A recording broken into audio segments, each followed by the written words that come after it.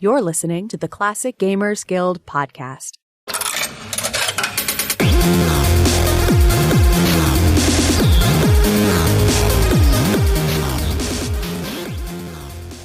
Hello and welcome back to the Classic Gamers Guild podcast. We are joined again this week with Mark Fillon, who was our guest on last week's episode talking about his upcoming game, the Chinatown Detective Agency. Welcome back, Mark. Hi guys, good to be back. How are you doing this week? Pretty good. As opposed to last week when you were last on. Oh, well, you know, since we're still in lockdown, pretty much the same. Fair point. And of course I am here with Paul and Anna. How are you doing this week? I'm good. Since last week, I won the lottery and then spent all the money and it's gone. So things are back to normal. Well, that's that is definitely development. And how are you doing, Anna? I'm good. Been studying up on my Atlas information so that I'm prepared for this episode. Turns out we have to travel all over the world. Yes, indeed. Because we are all here to talk about the classic of classics. Where in the world is Carmen Sandiego? You are probably expecting me to sing that, and I am not going to. But you all heard it in your heads. You all heard it in your heads. I'm afraid I've terribly wasted my research time. I thought we were doing this episode on where in North Dakota is Carmen Sandiego, so I find myself greatly unprepared.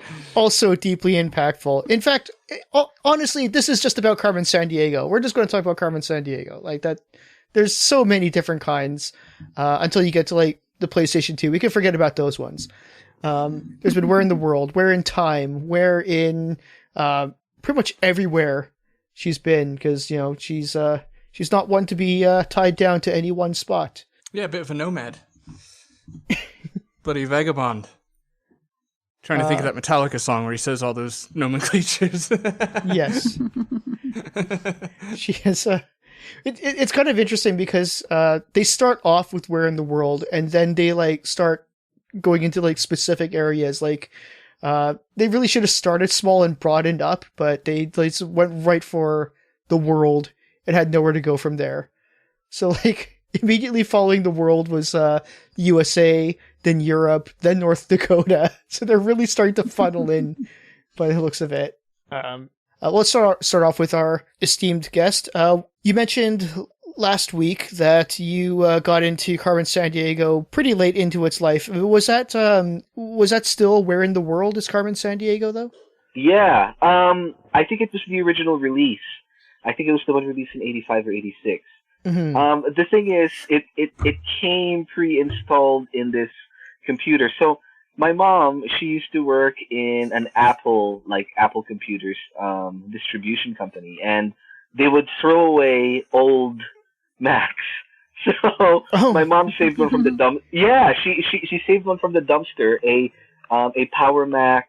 Oh, I forget the model name, but it was a Power Macintosh, and it came pre-installed with some games. And one of the games was Where in the World is Carmen Sandiego, the original release.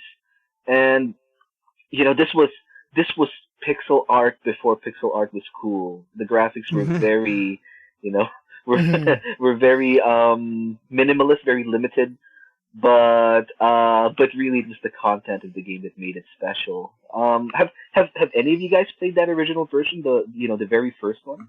Yes. I did. I had a friend who had a Macintosh computer, actually, and this is one of the games. Where in the World is Carmen Sandiego, as well as Cross Country Canada. I think they also did an American version of that game as well. And so we would bring out the big Atlas, and she's really the only person I knew growing up that actually played any video games, and we'd spend hours poring over this game, and she was always a little bit better at geography than I was, but I loved that the pun-filled wordplay in that game. I like how it made you think and then gave you facts and took you places. I actually also played it in its the very first version, very first incarnation, probably a couple years after it came out, though, because I'm pretty sure I was young, but not like 5 years old young. I was a little bit later on, but it was like our computer lab at school was a room full of Commodore 64s, and at one point the school was able to bring in one Macintosh. I think it's like one of the very first Macintoshes. And that was one of the games that they had for it. And I guess they're kind of like, well, this will be educational.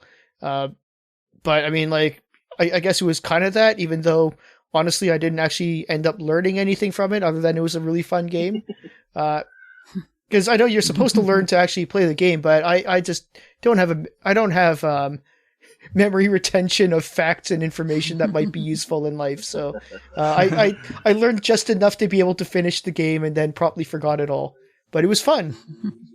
Yeah, I also, and by the way, Rick, I think the plural of Macintosh, it's not Macintoshes, it's Macintosh-I. I think I'm not. Macintosh. Macintosh. I grew up with Macintosh. I guess I should own what I just said. I grew up with them computers, all right, and until like Windows 95 came out, I think we switched. But anyway, yeah, I had it on the Mac, and I loved it. And as I think I alluded to in our episode about your lovely game, that I was just enamored with the fact that it came with an entire Farmer's Almanac or whatever they're called, with this just chunky 1,200-page book. Farmer's Almanac is for weather. Oh, really? Yes. Why is there a book that large on weather? What is there to say?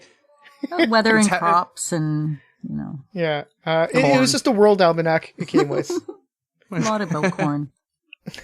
Yeah, so I actually want to ask you guys a question, because when I got when my mom brought home that computer, the game was already pre-installed. I didn't have the almanac. Like, did you guys buy the game with the almanac? It was a school's copy, so I don't know whatever happened to that almanac. We just had access to the disc, so we pretty much. I think what happened was, as soon as I found out I needed to know stuff, I brought the almanac that my parents had at home and used that to play, because it's all the same thing. Yeah. Mm-hmm. Yeah, mine actually, it did come with an almanac in the box, like an 8-pound box, for a megabyte's worth of game. But it was the almanac was unbranded too, not unbranded, but it wasn't branded for the game. Like, it was just a bog standard generic almanac with a normal, it didn't have cool Carmen Sandiego cover or nothing like that. Just a library issued almanac was thrown in the box there. Well, that makes sense, because Gold Rush, the book that came with it for the copy protection, didn't have anything branded for the Gold Rush game in particular either. It was just a factual book about the Gold Rush, but it was still needed for the game. I myself didn't have the almanac either. My friend might have, but she never showed it to me. We just had her dad's big atlas. Well, that's why she was better at it than you. She was hiding the almanac from you. She's like, you're so stupid. Guys, 1 week can we go without talking about Gold Rush? We did Actually, that I think episode. we should switch to that topic now, why don't we? I'm just checking the box. Talk about Gold Rush. Got it. Okay. Speaking of Gold Rush. No, but Anna, it's interesting you brought that up, because I didn't have the almanac, but I did have one thing. I had a massive world map on my wall, and I was sort of so they'll give you clues, but you'll have to find the city, right? And I didn't necessarily know where to find certain countries on the map, so I am indebted to Where in the World is Carmen Sandiego, because I actually now know a majority of where countries are located on a map, simply because I was forced to. And back in those days, this was 1995, 96, so it's about a decade after initial release. I was about 8, and I had never heard of a lot of these cities, especially one city in particular, Reykjavik. I didn't even know how to read it. I still don't. Iceland, yeah. It's not too often that place comes up in conversation. Yeah, it's impressive. On a sort of serious note, it really is impressive how games that are secretly edutainment, that are secretly educational, how effective they really are.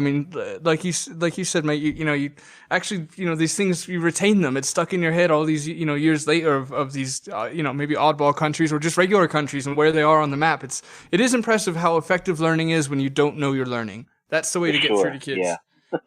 Speak for yourself. Yeah, so this game, they went to Singapore. So there's a little connection right there. You're in Singapore, and yes. This game had Singapore as a location. Yes, that's right. And I think if I'm not mistaken, the the background image for that city is the merlion, that white statue, that half lion, half mermaid. That's the city-state's mascot. That's amazing. I remember like the very first time I played the game, I followed the wrong lead, so I went to the wrong place, couldn't find them, and I was so young and very illogical. I'm still not a very logical person, but it didn't occur to me that if I found the wrong place, I should backtrack to where I already was and try to pick up the trail from there. So I just like ended up going somewhere else from there, just like flying around the world, like with same no here. leads. Same here. It happened to me so many times. Totally. So I'm sure they eventually found their way to this next place. Yeah, I have a question. I have a question for you, if with a somewhat decent memory of the original release. I had combed through the re-release of Where in the World of the first game. I had combed through that like a year or two ago. It's somewhat fresh in my mind. And the officer, the guy you work for lack of better, for me not knowing what to say about him. Anyway, look, I don't know his name or what he does, but he's in charge of you. And whenever you'd muck up a mission and fail, basically, he was so bloody positive. He'd be like, "That's all right. I know you're gonna do better next time." And it was so good for my self-esteem. I was like, I wish video games were just always like this. Imagine that kind of positive reinforcement for a game like Dark Souls.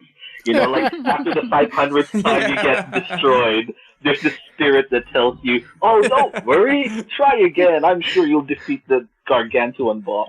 Well, imagine that kind of positive reinforcement for actual detective work. Oh, that's okay. You let them get away this time, but it's all good. Do better. Try harder. Keep at it. How many more people can he kill? You'll figure it out. Yeah. Have any of you guys tried any of the other versions of this game? Like, for example, the one on the Genesis or on the SNES? Good question. The answer is no. Or any versions of these games? Because I've only ever played them on an Apple. Mm-hmm. When you said Genesis, I thought there was a biblical version of this game, too. It was like, wait, Carmen Sandiego goes way back in time.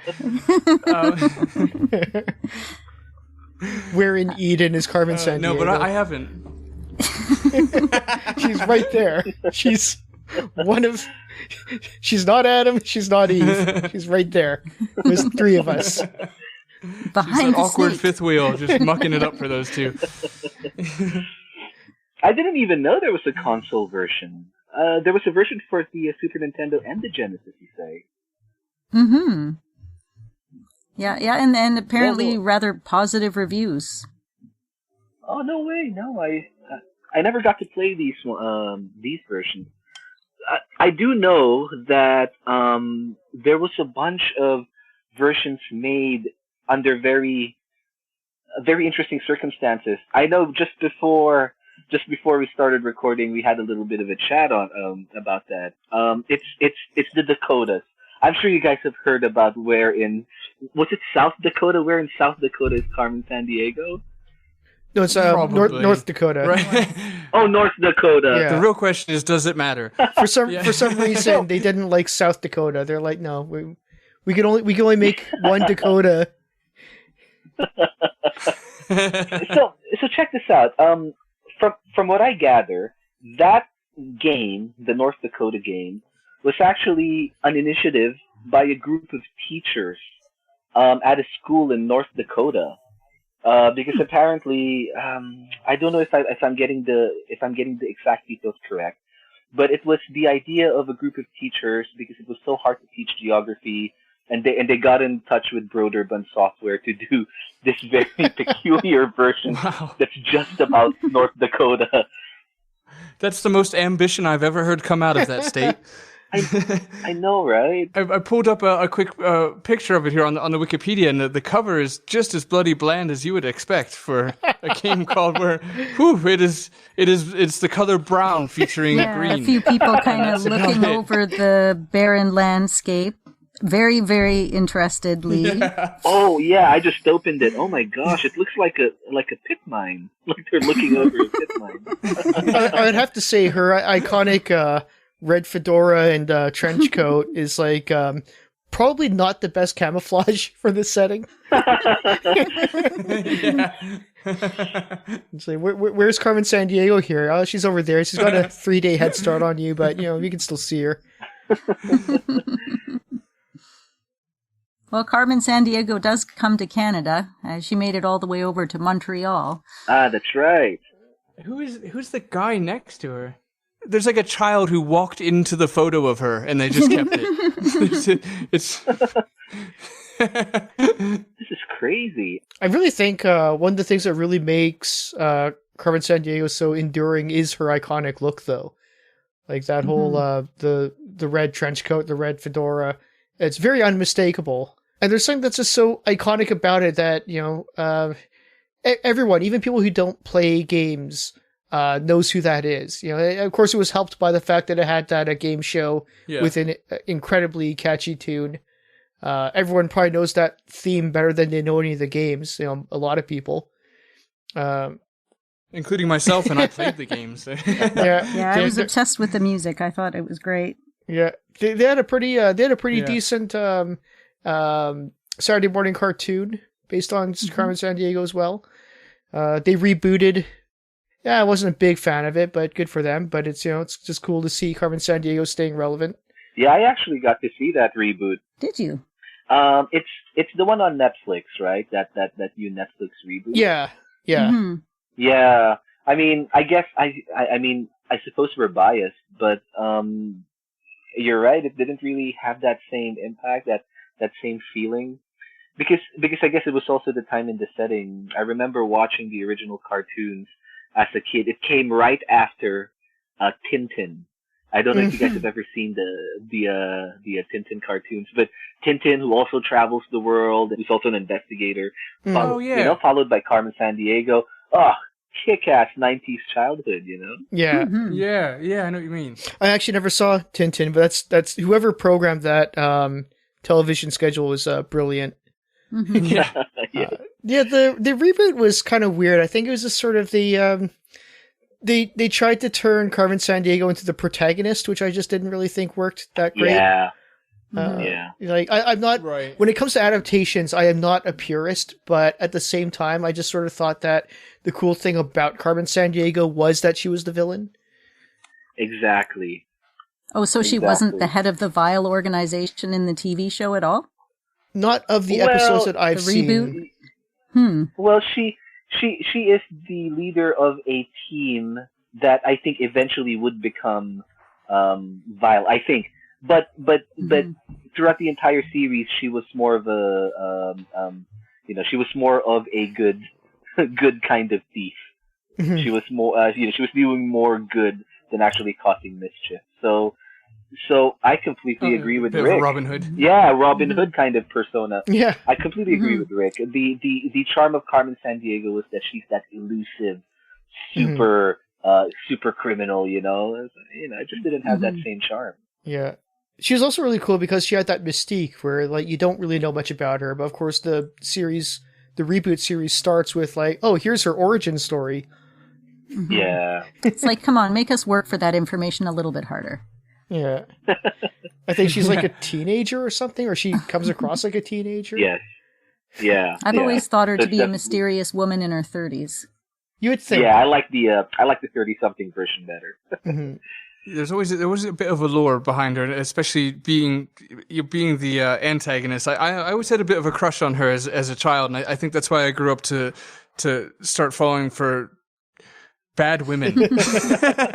Like, not too bad, just thieves. Just from an early age. Yeah, exactly. Yeah, mostly petty. They steal national treasures, no big deal. Yeah.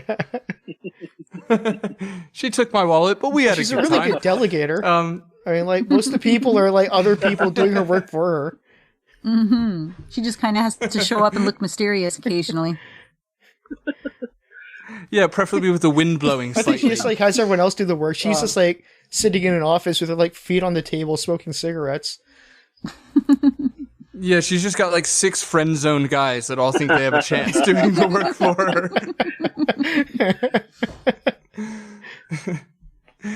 So when was the last time that you lot played one of the San Diego games? 2 days ago, because there's a kind of a knockoff version that's available on Google Play.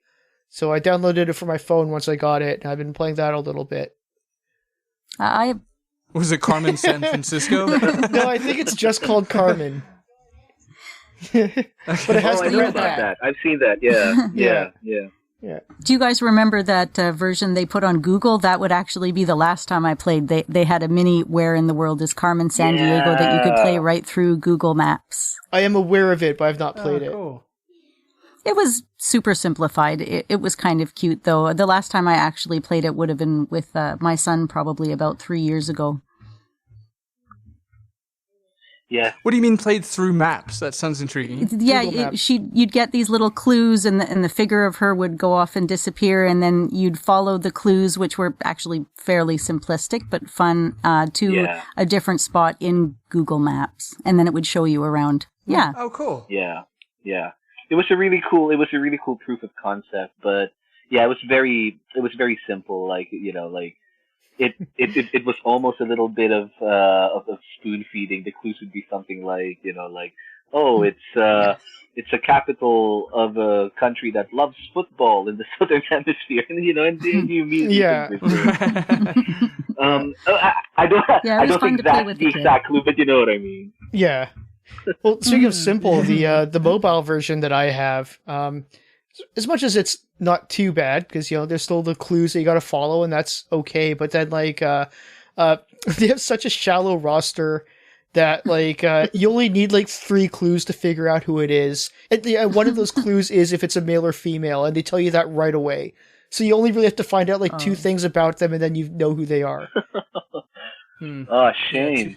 Yeah. Well, if you guys want to play it, there's an online version that's available. I actually played it a lot during the design phase of Chinatown Detective Agency. Nice. Yeah, I'll have to recheck that because I haven't played the original version in a long time. I like a year or so ago, I got it in my head that I wanted to revisit it, get that nice little, as you said, make that dopamine kick, especially from nostalgia. And for some reason, I picked the remake.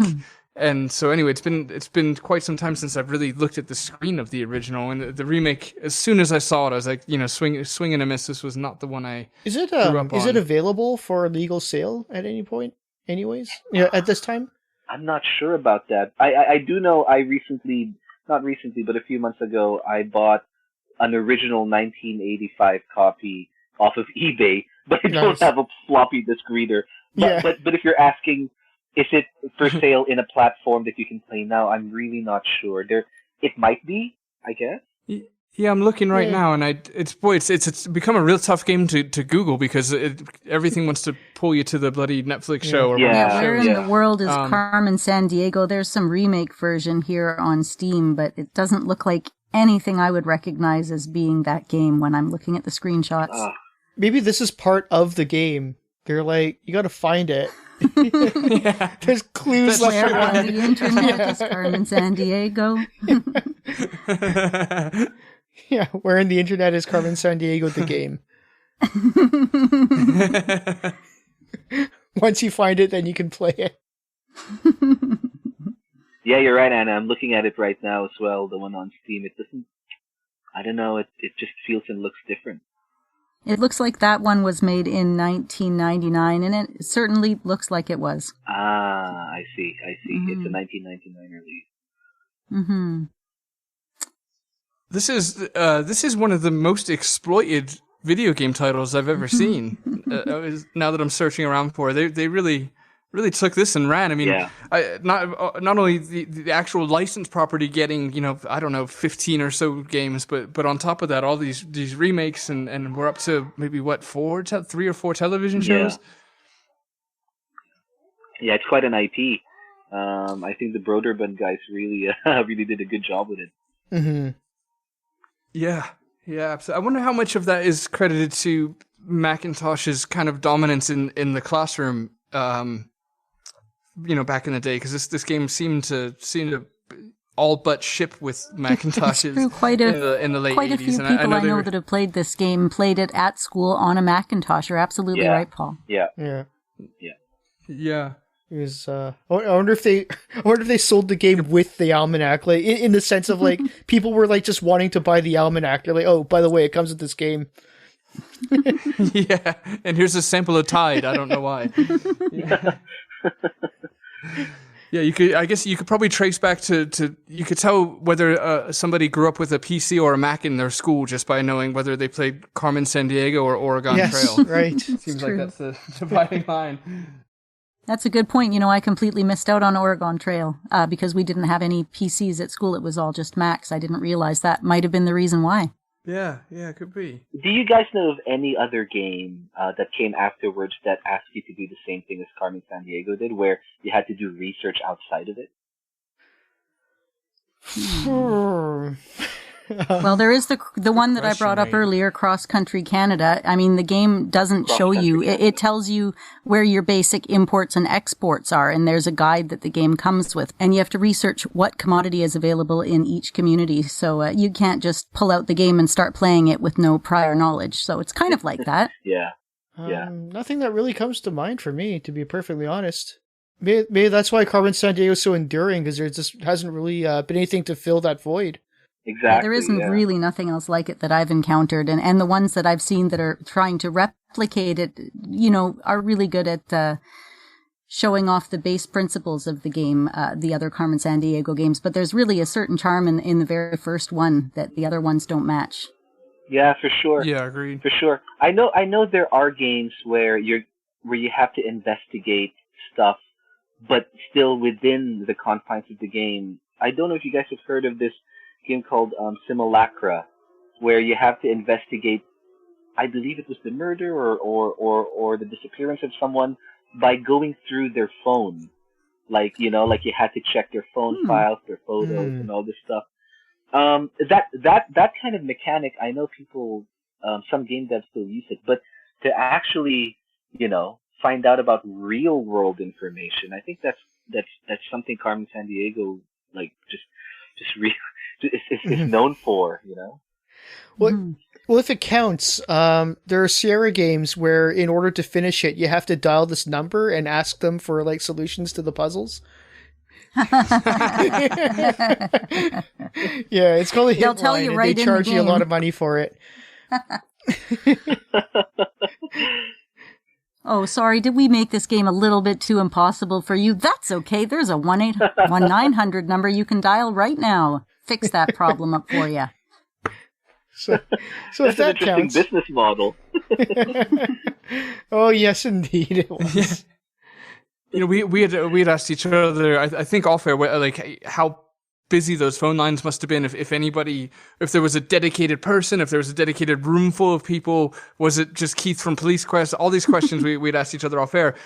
But I recently noticed, I was looking through an old Sierra magazine, and it had 3 hint line numbers, and 2 of the 3 said 24 hours. Oh, Wow. So they must have been doing pretty bloody good to have 24 hours. Poor going. guy. Yeah. Yeah, poor Keith, am I right? in lieu of overtime, he gets all the coffee he can drink. So I think the important question for all of us is, did we each catch Carmen Sandiego? Yes. Good question. You did? I never did. Sorry, I actually wait. No, that was a lie. I came one case shy of finishing the game, and then that one case was stolen from me by a classmate who had a computer class in the earlier block. So I credit myself as finishing it because I got all the way to the last one on my own, but then it got sniped from me. Ouch. Oh. Yeah. I think the furthest I ever got was like promotion to like senior detective or something, senior investigator, which was something like midway. But no, I never caught her. I never caught it. It got too difficult because if I remember correctly, once you catch enough of her lackeys, before you get promoted, the boss asks you a question, right? Like a text question. Like, when was the American flag created, you know, or something really difficult. And I didn't have the almanac, and I didn't have, you know, so I never really got that far in the game. Right. Well, that was done that way on purpose because that was the protection against disc copyright, essentially. Mm-hmm. I mean, even though you could figure it out Yeah. without that, that's what they used that for. So it was intentionally rather difficult without the specific information. Right. How about you, Paul? No, because I said maybe because at first I was like, well, I don't know, maybe I did and I don't remember, but I would remember. I blame the chief officer in the game for letting me off too easy every time. It was very demotivating. Never really found a need to improve my game. Well, what happens, I'm piecing this together, is I believe once you catch, I'm guessing Carmen Sandiego is like the final case that you try to solve. I wouldn't know because I didn't get to play it. But once you finish the final mission, you actually they lock out your account and they say like, oh yeah, now you're basically in some like witness protection program or something like that, so you're not allowed to play that account anymore. So like what yeah, You're overqualified. Well, I mean, I went on, I tried to log in, they're like, oh yeah, no, you're not allowed to do any more cases because you're under protection. I'm like, what? So he completely took it away from you. Yeah, and then so then somebody told me like, oh yeah, someone was playing that, and I think they used your save game. Like, son of a. Ouch. I never finished it either. My friend completed the game, and she was more than happy to show it off to me when I arrived at her house. But I actually didn't have any part in the game winning episode. So she allegedly beat the game. Yeah, maybe she had her dad do it, and then she quickly ran downstairs, shoved him in a closet, and was like, "Look at what I did." Might have been. Yeah. I find allegedly is a fun word to overuse. I like allegedly because like you could say anything, and as long as you proceeded with allegedly, like there's nothing anyone could do about it. Mm-hmm. Yeah. I heard allegedly Paul thinks that PCs are superior to Macs. Oh, got me. I can't. I can only slow clap and admire that one, mate. Well played. Yeah, I said allegedly, so you can't really dispute that, right? It's a lovely demonstration. It doesn't have to be right, but I did say allegedly. I'm really, you really backed me into a corner because all you've done is wonderfully prove my own point. So I'm not sure whether I should go on the attack here or just. That's Rick's specialty. He just confuses you, and then he ends up sounding right no matter what you say.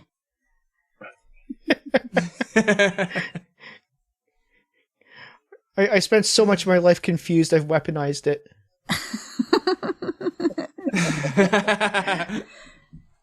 I thought that was just a Canadian thing, but... So was the original Where in the World is Carmen Sandiego, was that ever released to PC? Like, other than a re-release, like, was that first release on a PC? If I remember correctly, it was the first version, that 1985 version, was republished sometime in the 90s, and I'm pretty sure a version made it to the PC. Yeah, it wasn't released on all platforms at the same time. I think it was put on the other platforms later on. Yeah, right, yeah, exactly. I'm looking now. It does have Apple II, MS-DOS, Commodore 6. It's got them all listed, but I think, as you already said, mate, you're correct that it was initially. You know what I mean? You can add those ports later, even if it was a year later.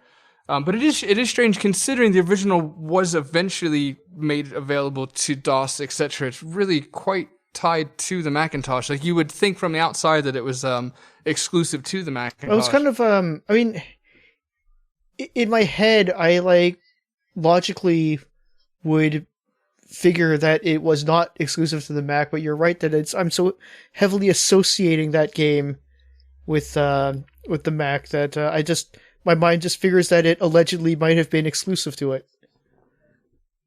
It makes sense. Those were my only experiences. At school, they had the Macs and my friend had the Mac. And my dad, I would have thought if it was available for PC, he would have brought it home. But maybe I just didn't fluke into getting that one. So what do you think it is about this game? Like the actual game itself? Like, what is it that makes it so fun to play, even though it's like, actually trying to teach us stuff to kids in school who really don't usually want to be learning things? Well, at least in my opinion, it really doesn't feel like you're being taught. Do you know what I mean? Like, it doesn't feel like it's trying to teach you something. It really feels like you did this. You cracked it. You solved something, and that's a very tricky thing to pull off. And I think the developers at Broderbund really, like, seriously, hats off to them.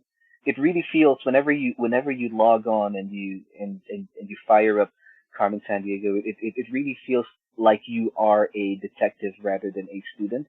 And I know that sounds so simplistic and cheesy, but it's so true. Like, it really does feel like you are achieving something in the game, not because you have quick fingers on the gamepad or because you memorized the routine. It really does feel like you've achieved it because you're a smarty pants. Yeah, you feel like you have to work for every mystery that you solve and every clue that you figure out, because they're not even offering you a clue outright. They're making a clue out of puns, and you have to not only figure it out, but you have to think about it to figure it out. That's right. Yeah, absolutely. Mark, you hit the nail on the head. I think it is, again, because they snuck it in there. Really, once edutainment really seemed to have gotten popular, I would just loosely guess very, very early 90s. It became marketed towards the fact that it was edutainment, if that makes sense. It was as a kid, it was so blatantly aimed at me as a child that I knew they were up to no good. There was some trickery going on. There's no way, like, these adults wanted me to play a video game that bloody bad. What am I going to learn? Whereas Carmen kind of got in there at a time before that edutainment thing took off.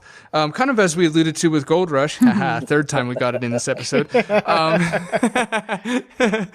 Where they were able to, beat the wave of oncoming edutainment. So we didn't really know that they had, it's like giving a dog medicine wrapped in a piece of hot dog. They really just snuck it in there on us. And I mean, that's a part of the reason why it did so well. Being able to market to schools just opened up a whole new avenue of revenue income for the company to make all these expansions and do more with the series. Mm-hmm.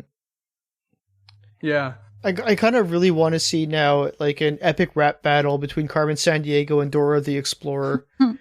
Because, man, am I so glad Carmen, that I got to grow up with Carmen Sandiego instead of Dora. Oh, boy, yes. I think, there's sometimes a negative stigma attached to that term edutainment, right? Like, edutainment's not real video games. Nobody takes it seriously, but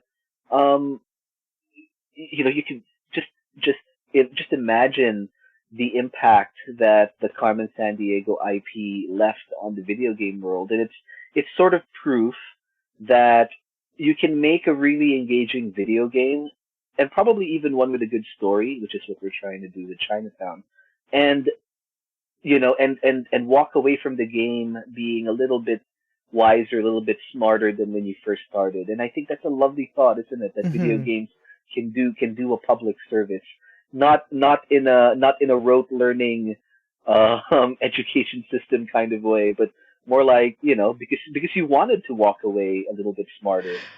I think what it was for me, I get the feeling, and I have no way of actually verifying this without the developers here, but it really did feel more like they were designing a game and thought of cool ways that it could also be educational as well, compared to where a lot of edutainment is more just sort of like, we need to teach kids something. Kids like games. Let's do this. And, the emphasis is more on the, let's try to make them learn, as opposed to let's try to make them have fun and also learn. It's true, because I came away from this game not thinking, wow, I sure learned a lot of stuff. I came away thinking that I had some fun and accomplished some stuff, and that I needed to learn more stuff. Well, I'll do you one better. I came away from the game not learning anything. That's a skill, Rick. That's actually a difficult feat to pull off there. Well done. I came out of it learning my friend was a lot smarter than I am when it came to geography. Yes, and hiding almanacs from her other friends. What's in that drawer? Nothing. I did learn how to find those like middle pages in the almanac that have all the flags. Oh, I love that part of the album. I love flags. Yeah. Yeah, I'm glad that you had brought up earlier when you asked us, did we know of any other games that had us look outside of the game, and I still can't think of any, and it makes me. I didn't realize how much I missed that, I think, until you brought it up. Certain games, which first of all makes me even more excited for Chinatown Detective, because the fact that you're going to be implementing some of that is really exciting now that I realize there's like a gaping void in that in games. And of course, I'm sure there's some out there that we're not thinking of, and maybe somebody listening is like yelling back at the radio the name of a game right now. I hear you, calm down. But it makes me very excited for Chinatown. But furthermore, the more I think about it, games get close. Like, there's like the Laura Bow games or even the Infocom games where at least you engage in the sense of like picking up a piece of paper and with Infocom maybe, drawing out the map before you're walking, or with Laura Bow writing down, bits of conversation you heard from suspects. Yeah. But that's still within the game, even though you're externally writing and taking notes, which I do really like. It's still within the game. So there does seem to be a need for going outside the game, but that isn't implemented in yet another Carmen Sandiego, style game. And I mean mostly aesthetically, like another game with a woman in a fedora and a trench coat being the game that delivers that. I wouldn't even give it a chance. Like I need a fresh take on that, which I think your game's going to deliver, because it's it's a totally fresh. You don't feel like you just opened up a clone or a ripoff of Carmen Sandiego when you open up Chinatown, not by any means. But then to still get that mechanic of like, cool, I get to do a little, outside the cuff, work every now and then. It makes me really excited for that, genuinely. Oh, thanks.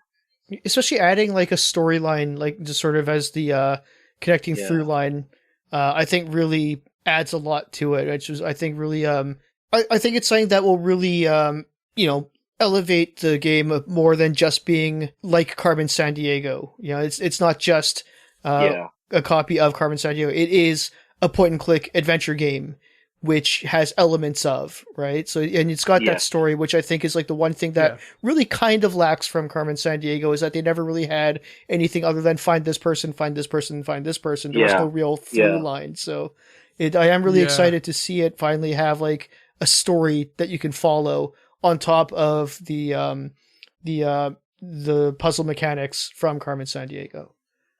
Mm-hmm. Yeah, I think you guys brought up an important point. It's that a lot of the people who grew up playing Carmen Sandiego, i.e., us, have grown up. You know what I mean? We now consume content and art that's a little bit more complex, deep.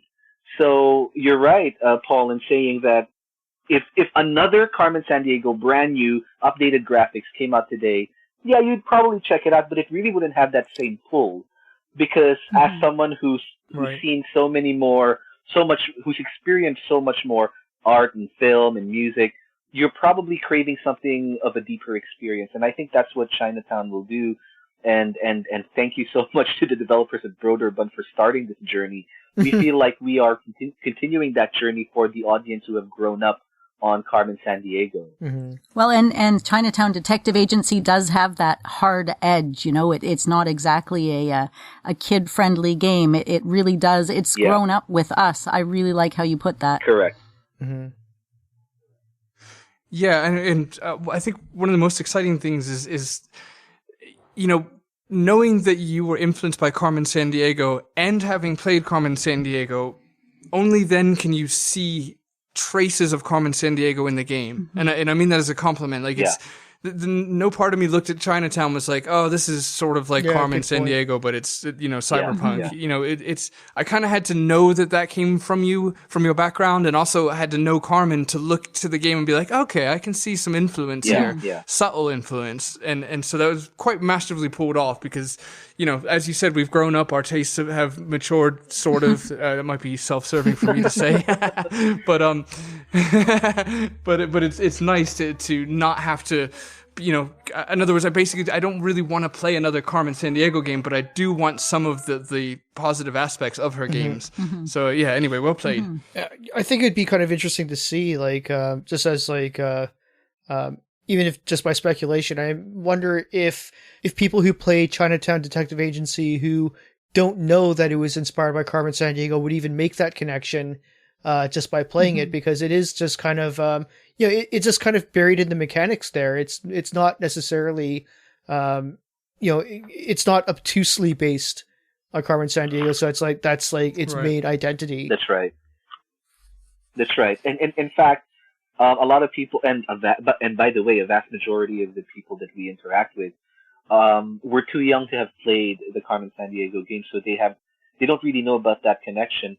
For them, they just see it as a really nice looking point and click adventure, and that's a good start, because that kind of alleviates us from some of the pressure of, I hope it delivers on that same awesomeness that I experienced as a 90s kid, because that's a really tall order. But it does bring you back, with the dial pad on the side and just the whole screen setup. It really does pay homage in such a comforting way that's not copying. It's improving on it and bringing it up to the modern age. That's something I also wanted to bring up that's really cool about Carmen Sandiego. A really nice user interface, right? Like, so simple, so easy, never changes. It's, from a game design perspective, it's really such a lovely thing. Like, the way the graphical user interface is presented to you, the entire game, like, it never leaves the screen. Everything you need is in the screen, and I think that's a really great achievement from the development team. Yeah, it's it reminds me, it's again, knowing it was ported to other systems, it has a very Macintosh in that era look to it. There was a few other games, I believe, Shadowgate and Eric the Unready, that also had this just very, very clean, almost kind of compact, Swiss Army knife sort of vibe, where everything that was happening, was right there where you needed it, organized into the perfect little boxes and placed on the screen with care and such. Oh, yes. I guess in that way, it's sort of similar to something like Spellcasting 101. Everything was on the screen. Everything you needed to see, as well as everything you needed to say, was also available on the screen. It's just the options made it seem quite complicated because there's so many of them. Yeah, exactly. Yes, Spellcasting, I can't think of the developer's name. They also done Callahan's Cross Time Saloon and Eric the Unready. Them and Mac Venture was people behind Shadowgate. Yeah, they all had that similar look to Carmen Sandiego. Right, Legend Entertainment. It was Steve Mertzke there. He's the one that did those ones up. Oh, nice. All right. I just Googled it. It looks very nice. It looks very well designed. Yeah, he's a hell of a talented guy. It's a very pretty game, and there's lots of very pretty girls. All right. So just to wrap things up, any final thoughts on Carmen Sandiego? I'll take that as a no, then. Surprisingly not. Yeah. We did talk quite extensively about it, so I guess there's not much left to say. It turns out 35 minutes is exactly the amount of time it takes to say everything there is to say about it. We went well over 35, so... That's pretty good. If you haven't bought the Rockapella album, now is the time. There's a soundtrack, some beautiful music. Go do it. Yeah.